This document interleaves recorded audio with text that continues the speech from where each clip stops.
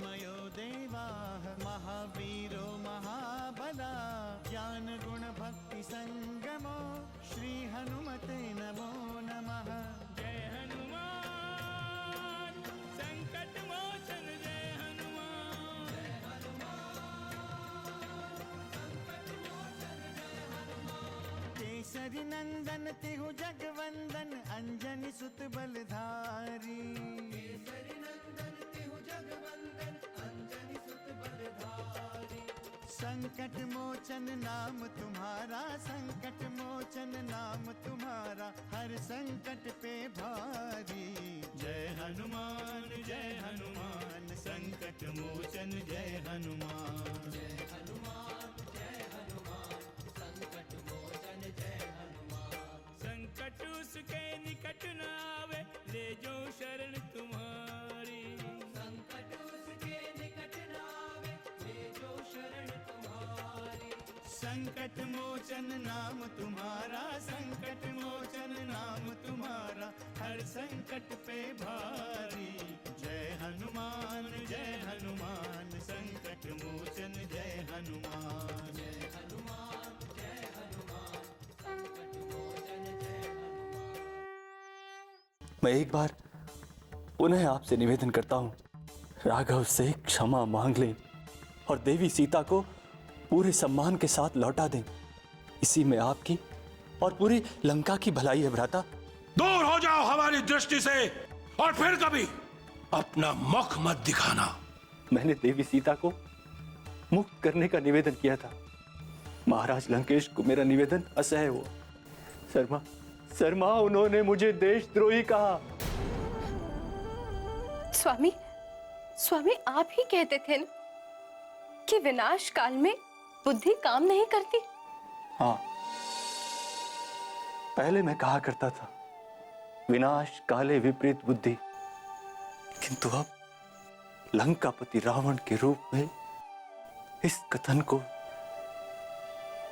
सत्य सिद्ध होते हुए भी देख रहा हूं। इसीलिए मैं लंका का विनाश देखने के पूर्व कहीं दूर चला जाना चाहता हूं। किंतु स्वामी, एक आप ही तो थे जो सीता माता की मुक्ति के लिए इतने चिंतित होते थे। अब जब आप यहाँ नहीं रहेंगे तो तुम चिंता मत करो शर्मा। देवी सीता के आंसू कदापि व्यर्थ नहीं जाएंगे।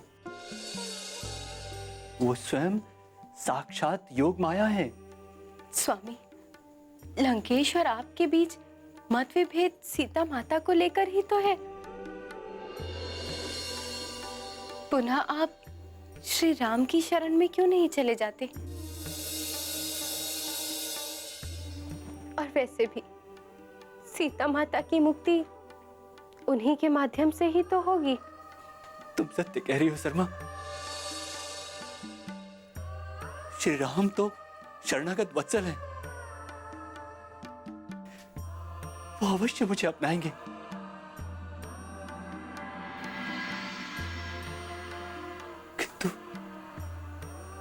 किंतु तुम्हारा क्या होगा? क्या तुम लंकेश के अत्याचार सहन कर पाओगे? स्वामी, आप मेरी चिंता ना करें। मैं धर्म और न्याय के लिए सब कुछ सहन कर लूंगी। स्वामी, मैं धर्मजयी सत्यवादी महाराज सैलूष की पुत्री हूं।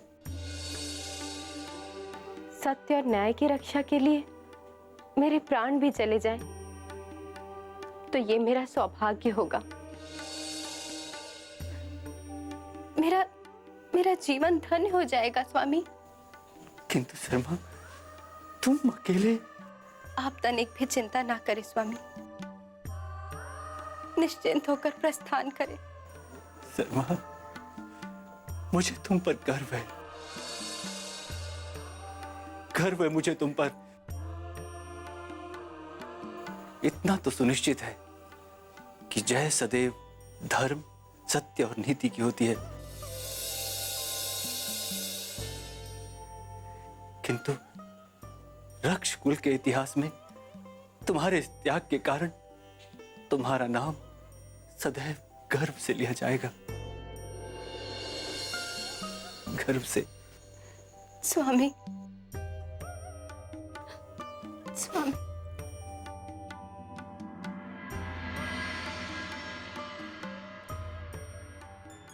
आंखें खोलिए स्वामी, आंखें खोलिए। क्या हुआ देवी? स्वामी, अभी मुझे देवर्षि नारद मिले थे। वो बता रहे थे कि सीता के पता लग जाने और श्री राम के अभियान से वो आश्वस्त हो गए हैं। तो इसमें शंका वाली बात क्या है? शंका तो कुछ भी नहीं है स्वामी, पर लंका में बहुत ही उथल पुथल हो रहा है। ऐसा क्या हो गया है देवी? स्वामी, परम त्यागी, तपस्वी और धर्म परायण विभीषण को लंका त्यागना पड़ रहा है। ये तो उनके साथ घोर अन्याय है स्वामी। देवी, कुछ घटनाएं ऐसी होती हैं जो प्रथम दृष्टि में अनुचित लगती हैं, किंतु उसका दूरगामी परिणाम बहुत ही शुभ होता है। मैं कुछ समझी नहीं स्वामी। रावण के राज्य में विभीषण जैसे धर्मपालकों का कोई महत्व नहीं होता, और जहां धर्म और नीति का पालन करने में संकट का सामना करना पड़े, उस स्थान को त्यागना ही उचित होता है। किंतु लंका के राज्य में तो महाराज विभीषण का भी भाग था, किंतु अब तो वो राज्य विहीन हो गए हैं। देवी, पहले स्थान तो ग्रहण कीजिए।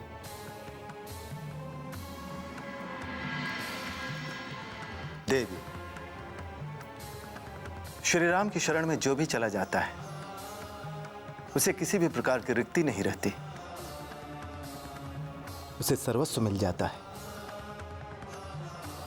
फिर भला ये राज्य, यह तो उसके लिए सामान्य सी बात है।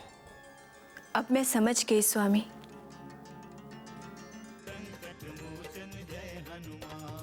राक्षसों की कूटनीति और माया को समझना बहुत कठिन है हनुमान। महाराज, ये सत्य नहीं है। मैं विभीषण को अच्छी तरह से जानता हूं, क्योंकि लंका में मेरा उनसे साक्षात्कार हुआ था। उन्होंने मुझे माते सीता की अशोक वाटिका का पता भी बताया था।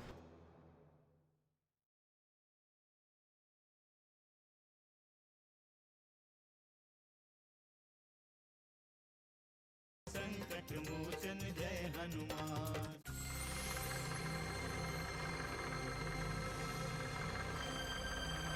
कौन हो तुम?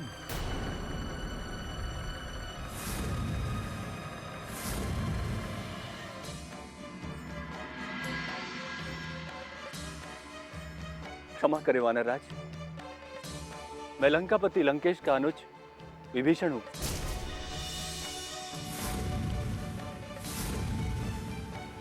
लंकेश के कृत्यों से दुखी होकर श्री राम की शरण में आया हूं। किस कृत्य की बात कर रहे हो तुम? लंकेश रावण ने ऐसा कौन सा कृत्य किया है? वही कृत्य जिसके कारण आप सब यहां आए हैं। देवी सीता का हरण करके उन्होंने घोर अनर्थ किया है। मेरे बार बार विरोध करने पर भी उन्होंने मेरी एक नहीं सुनी, और मेरे घोर विरोध करने पर मुझे लंका से निष्कासित कर दिया है। हमें भ्रमित करने का प्रयास न करो रक्षपति। राक्षसों की माया से मैं भली भांति परिचित हूं। यहां आने का मूल प्रयोजन बताओ।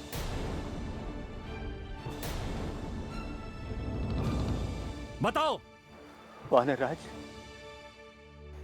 हम पर संदेह न करें, हम श्री राम के सेवक हैं। हम पर संदेह करना श्री राम का अपमान होगा।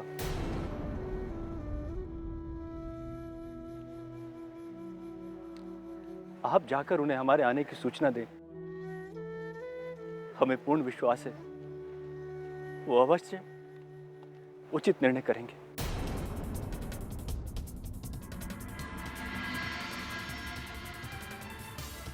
मुझे समझाने का व्यर्थ प्रयास न करो रक्षपति। तुमने यहां आकर दुस्साहस का कार्य किया है। फिर भी मैं श्री राम को तुम्हारे यहां आने की सूचना दे देता हूं।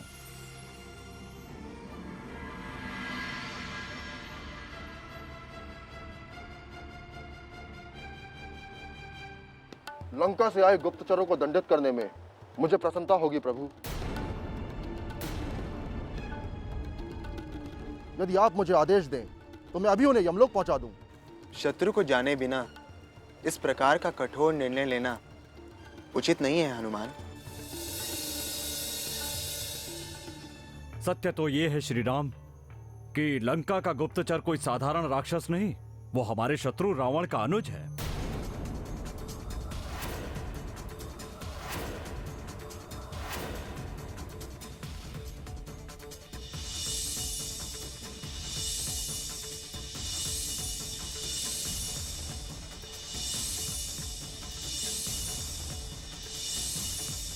आप किसकी बात कर रहे हैं किष्किंधापति? कहीं वे विभीषण तो नहीं? कहीं आप विभीषण की बात तो नहीं कर रहे हैं? तुमने ठीक समझा हनुमान।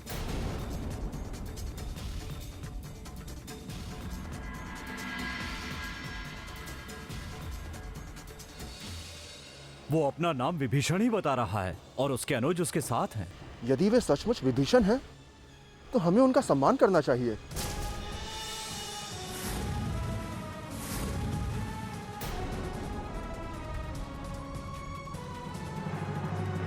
ये तुम कैसी बात कर रहे हो हनुमान?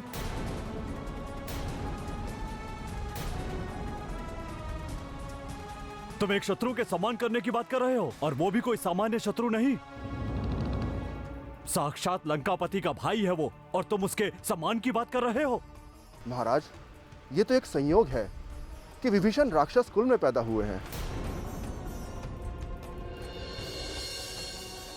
परंतु सत्य तो यह है कि वो प्रभु श्री राम के परम भक्त हैं। राक्षसों की कूटनीतियों और माया को समझना बहुत कठिन है हनुमान।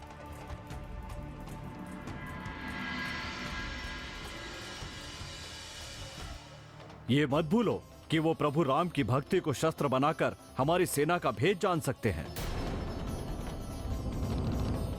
और हो सकता है कि वो रावण के संकेत पर ही यहां आए हों।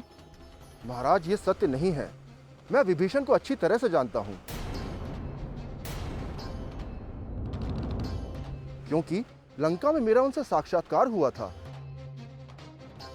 उन्होंने मुझे माते सीता की अशोक वाटिका का पता भी बताया था। किष्किंधापति पवन पुत्र अति बुद्धिमान है और लंका निवासियों की प्रवृत्ति का इन्हें अनुभव है। अवश्य ही रावण और विभीषण का भेद इन्हें ज्ञात होगा। मैं आपकी बातों से सहमत हूं रीछराज,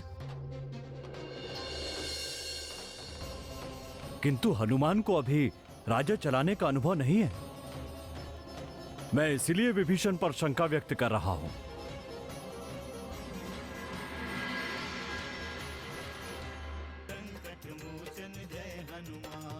श्री राम दया की साक्षात प्रतिमूर्ति हैं। हमें पूर्ण विश्वास है वो हमें कदापि अस्वीकार नहीं करेंगे। जय श्री राम। महाराज विभीषण,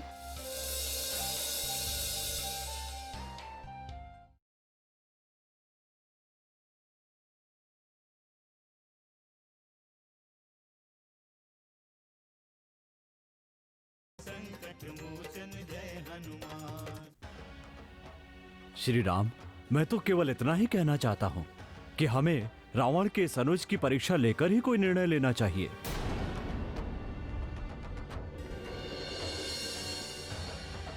आप सभी लोग बुद्धिमान, समर्थ और श्रेष्ठ हैं, किंतु मैं जो निवेदन करना चाहता हूं वो प्रभु श्री राम के गौरव के अनुरूप है।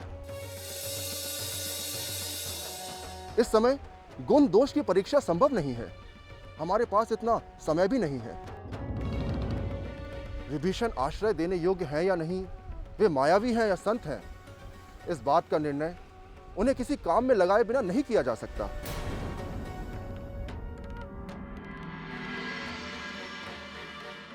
इस समय उनके ऊपर गुप्तचर नियुक्त करना भी संभव नहीं है।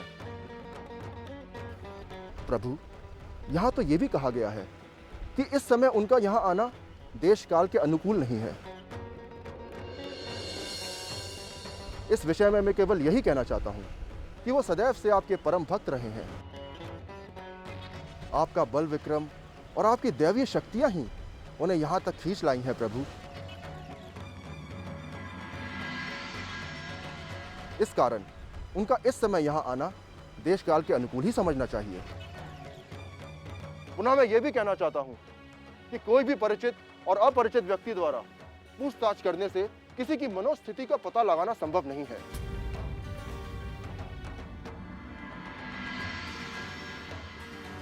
प्रभु, कोई भी दुष्ट व्यक्ति इतना निर्भय होकर आपके सामने नहीं आ सकता। वो स्वयं को कितना भी छुपा ले, किंतु उसका व्यक्तित्व प्रकट हो ही जाएगा।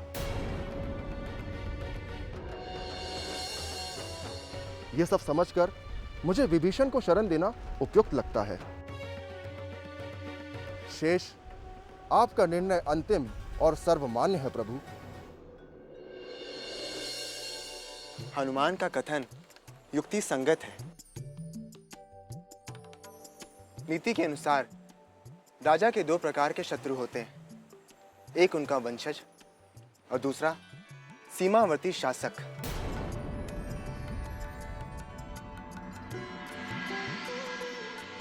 और ये दोनों राजा के शत्रु तभी बनते हैं जब उनका राजा अत्याचारी हो जाता है, दुराचारी बन जाता है। इसमें कोई संशय नहीं है कि विभीषण यहाँ रावण के अत्याचारों से त्रस्त होकर आए हैं। इसीलिए उन्हें शरण देना हमारा परम धर्म है।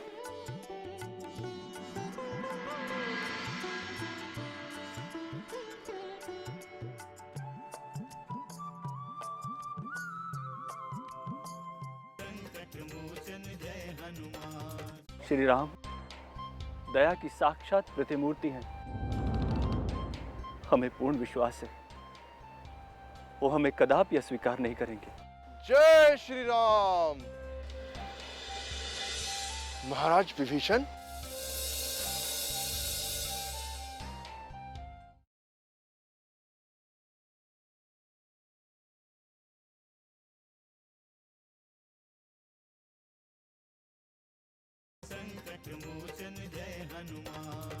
प्रभु, विभीषण भी रक्षकुल के हैं।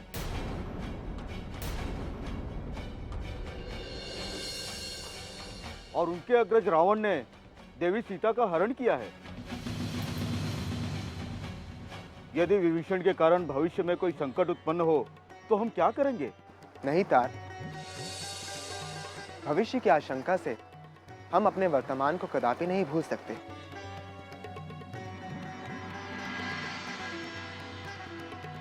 संसार के समस्त प्राणियों को अभय दान देना यही मेरा व्रत है। और विभीषण तो हमारे शरणागत हैं। किंतु भैया, हम विभीषण की परीक्षा तो ले ही सकते हैं, बिना परीक्षा के? नहीं लक्ष्मण, शरणागत की परीक्षा लेना उचित नहीं है। आप धर्म शिरोमणि हैं श्री राम, और हर संकट से सभी को उबारने वाले भी हैं। आपका यह निर्णय अंतिम निर्णय माना जाएगा प्रभु। पुनः मैं रक्षपति विभीषण को पूरे सम्मान के साथ आपकी सेवा में ले आता हूं प्रभु।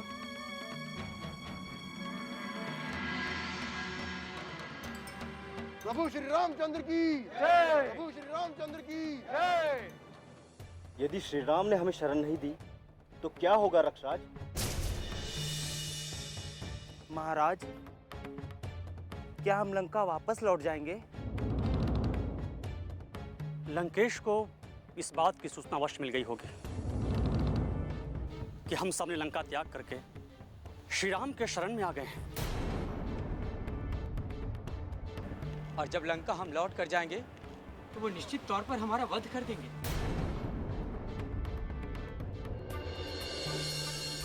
आप सबको इस तरह सोचने और इतना चिंतित होने की आवश्यकता नहीं है। श्री राम दया की साक्षात प्रतिमूर्ति हैं, भक्त वत्सल हैं। हमें पूर्ण विश्वास है वो हमें कदापि अस्वीकार नहीं करेंगे, कदापि नहीं। जय श्री राम।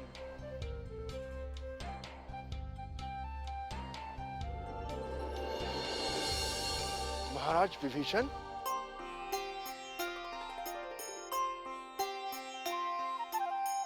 जय हनुमान ज्ञान गुण सागर, जय कपीस तिहु लोक उजागर।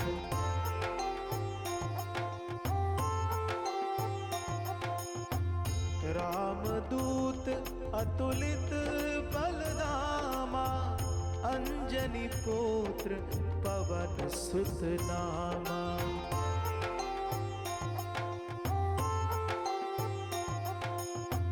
महावीर विक्रम बजरंगी, कुमति निवार सुमति के संगी।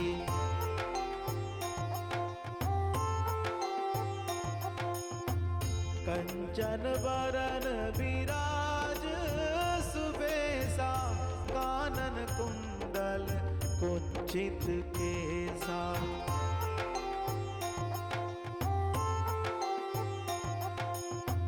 हाथ वज्र और ध्वजा विराजे, कांधे मूंज जनेऊ साजे।